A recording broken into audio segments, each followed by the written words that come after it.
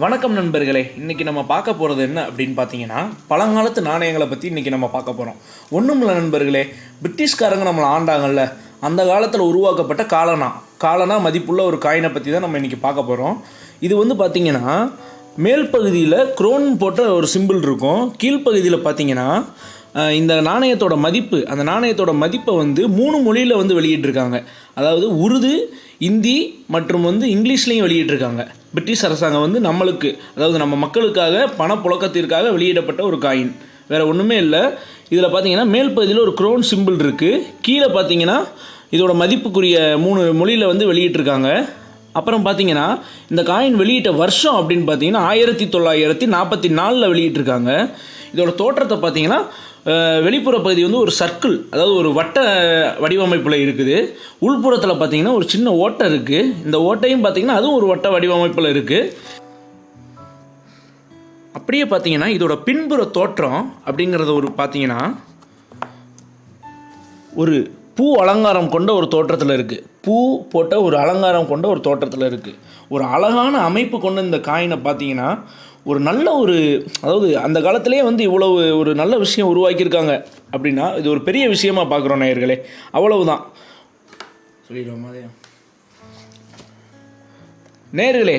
இதில் ஒரு சின்ன சூட்சமம் இருக்குது. அது என்ன அப்படின்னு நீங்கள் பார்த்தீங்கன்னா வேறு ஒன்றுமே இல்லை. இந்த காயினோட கீழ்ப்பகுதியில் புள்ளி வச்சுருந்தா இந்த காயின் வந்து உற்பத்தி பண்ண இடம் சவுத் ஆப்பிரிக்கா, தெற்கு ஆப்பிரிக்காவில் உற்பத்தி பண்ண இந்த காயின். அதுவே இல்லாமல் எல் ஷேப், ஒரு சின்ன எல் ஷேப் கொண்ட இது இருந்துச்சுன்னா இது வந்து லாகூர், நம்ம இந்தியாவில் இருக்கக்கூடிய லாகூரில் உருவாக்கப்பட்ட இந்த காயின்.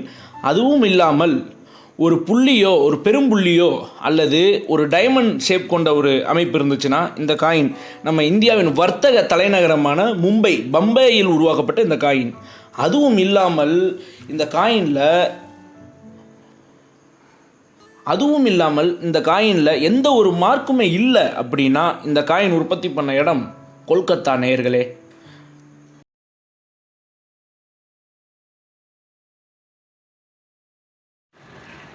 நேயர்களே வணக்கம். இன்றைக்கி நம்ம பார்க்க போகிறது என்ன அப்படின்னு பார்த்தீங்கன்னா, கவர்மெண்ட் ஆஃப் சிலோன் அவங்களோட பழமை வாய்ந்த நாணயங்களை பற்றி தான் நம்ம இன்றைக்கி பார்க்க போகிறோம். அவங்களுடைய பழமை வாய்ந்த நாணயங்களில் இது வந்து 5 பைசா, இது 10 பைசா, இது 25 பைசா மற்றும் கீழே இருக்கிற நாணயங்கள் எல்லாமே பார்த்தீங்கன்னா வந்து 1 ரூபாய். இது வந்து பார்த்தீங்கன்னா 1 ரூபாய் பார்த்துக்கோங்க நேயர்களே. இது வந்து ஸ்கொயர் ஷேப்பில் இருக்குது. இந்த 10 பைசா நாணயத்தை பார்த்தீங்கன்னா ஹெக்ஸாகனல் ஷேப்பில் இருக்குது. அப்படியே அதுக்கு கீழே வந்து நம்ம 1 ரூபாய் நாணயத்தை பார்த்தீங்கன்னா நம்ம இந்தியாவோட நாணயம் 1 ரூபாய் நாணயம் எப்படி இருக்கோ அதே மாதிரி சர்க்கிள் ஷேப்பில் 1 ரூபாய் நாணயம் இருக்குது. இதில் பார்த்தீங்கன்னா 3 மொழியில் வந்து இந்த நாணயத்தோட மதிப்பை வந்து எழுதி வடிவமைச்சிருக்காங்க. சிங்களத்திலையும், அதற்கு கீழே பார்த்தீங்கன்னா தமிழ் மொழியிலையும், அதுக்கு கீழே பார்த்தீங்கன்னா ஆங்கிலத்திலையும் எழுதியிருக்காங்க. இதோடைய பின்புற தோற்றம் அப்படிங்கிறத பார்த்தீங்கன்னா இலங்கை, அதாவது சிலோனோட, கவர்மெண்ட் ஆஃப் சிலோனோட சிம்பிள், எம்பசி சிம்பிள் இருக்குல்ல, கவர்மெண்ட் ஆஃப் சிலோனோட எம்பசி சிம்பிள் வந்து சிங்கமும் வாளும் சேர்ந்து இருக்கிற மாதிரி அந்த வடிவமைப்பை போட்டிருக்காங்க நேயர்களே. இங்கே இருக்கிற நாணயங்களை பார்த்தீங்கன்னா நமக்கு தெரிஞ்சு 50 முதல் 70 வருட பழமை வாய்ந்ததாக இருக்குது நேயர்களே.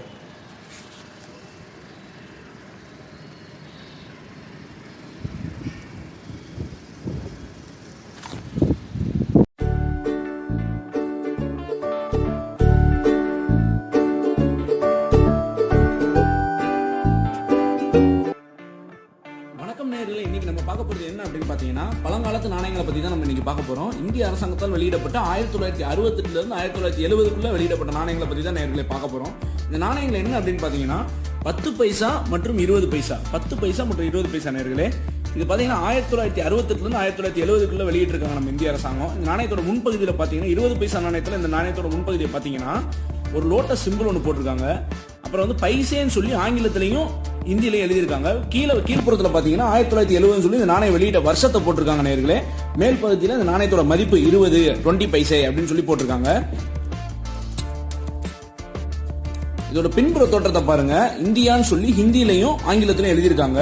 அப்புறம் வந்து நம்ம இந்தியன் கவர்மெண்டோட சிம்பிள் ஒன்று போட்டிருக்காங்க நேர்களே. அப்புறம் இந்த 10 பைசா நாணயத்தை பார்த்தீங்கன்னா இது வந்து 1968 1970 வெளியிடப்பட்ட நாணயம். இது வந்து ஒரு ஹெக்ஸகனல் ஷேப்ல இருக்கு பாருங்க நேர்களே.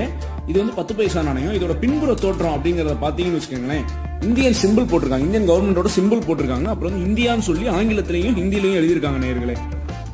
நேர்களே, இந்த நாணயங்கள் எல்லாமே பார்த்தீங்கன்னா காப்பர் அண்ட் நிக்கல் உலோகத்தினால் தயாரிக்கப்பட்டது. இந்த நாணயத்தை பாருங்க, நீங்களே பாருங்க, எல்லாமே வந்துட்டு காப்பர் அண்ட் நிக்கலால் தயாரிக்கப்பட்டது நேர்களே. நேர்களே, அது மட்டும் இல்லாமல் இதில் ஒரு முக்கியமான விஷயம் ஒன்று இருக்குது. இந்த நாணயங்கள் எல்லாமே பார்த்தீங்கன்னு வச்சுக்கோங்களேன், இன்றைய மதிப்பு, இந்த நாணயத்தோட மதிப்பு என்னன்னு பார்த்தீங்கன்னா 300லேருந்து 400 ரூபாய் நேர்களே. இதை நீங்கள் விற்பனை பண்ணணும் அப்படின்னா eBay, OLX போன்ற இணையதளத்தில் வந்து வெளியிட்டு விற்பனை பண்ணலாம். வணக்கம் நேயர்களே, இன்னைக்கு நம்ம பார்க்க போறது என்ன அப்படின்னு பாத்தீங்கன்னா பழங்காலத்து நாணயத்தை பத்தி. பழங்காலத்து நாணயம் அப்படின்னா ஒன்றும் இல்லை நேயர்களே, ஆங்கிலேயர்கள் நம்மளை ஆண்ட காலத்தில், பிரிட்டிஷ் ஈஸ்ட் இந்தியா கம்பெனி தலைமையில் ஆங்கிலேயர்கள் நம்மளை ஆண்ட காலத்தில் வெளியிட்ட 1 ரூபாய், அரை ரூபாய், 1/4 ரூபாய், 1 ரூபி, ½ ரூபி, 1/4 ரூபி, இந்த 3 நாணயத்தை பற்றி தான் நம்ம இன்னைக்கு பார்க்க போகிறோம். இந்த நாணயத்தில் மேல் பகுதியில் பார்த்தீங்கன்னா 1 ரூபி அப்படின்னு ஆங்கிலத்தில் எழுதியிருக்காங்க. அப்படியே கீழே பார்த்தீங்கன்னா ஒரு சிங்கம் நடக்கிற மாதிரி தோற்றத்தில் வந்து வடிவமைச்சிருக்காங்க. அதற்கும் கீழ்ப்பகுதியில் பார்த்தீங்கன்னா இந்தியா அப்படின்னு நம்ம நாட்டுடைய பெயரை எழுதியிருக்காங்க நேயர்களே. கடைசியாக இருக்கக்கூடிய கீழ்ப்பகுதி, நாணயத்தோட கடைசி கீழ்ப்பகுதியில் பார்த்தீங்கன்னா இந்த காயின், இந்த நாணயம் வெளியிட்ட வருஷம் 1947ங்கிறத எழுதியிருக்காங்க. அப்புறம் பார்த்தீங்கன்னா இந்த காயினுடைய மதிப்பு, ரூபாய் மதிப்புக்குரிய எழுத்துக்களை வந்து 3 மொழிகளில் வடிவமைச்சு எழுதியிருக்காங்க. 3 மொழிகள் என்னென்னு பார்த்தீங்கன்னா உருது, ஹிந்தி, இங்கிலீஷ், இந்த 3 மொழிகள்லையும் வந்து எழுதியிருக்காங்க. இந்த காயின் பார்த்தீங்கன்னா நேயர்களே, 3 காயின்களுமே ஒரே மாதிரியான வடிவமைப்பை தான் கொண்டிருக்கும். இந்த 3 காயினுமே ஒரே மாதிரியான வடிவமைப்பை தான் கொண்டிருக்கும். ஒரு காயினுடைய ரூபா மதிப்புக்கு ஏற்ப அந்த காயினோட வடிவமைப்பு வந்து கூடுதல் குறைவா அமைஞ்சிருக்கும் நேயர்களே. இதனுடைய பின்புற தோற்றம் அப்படிங்கிறத பார்த்தீங்கன்னா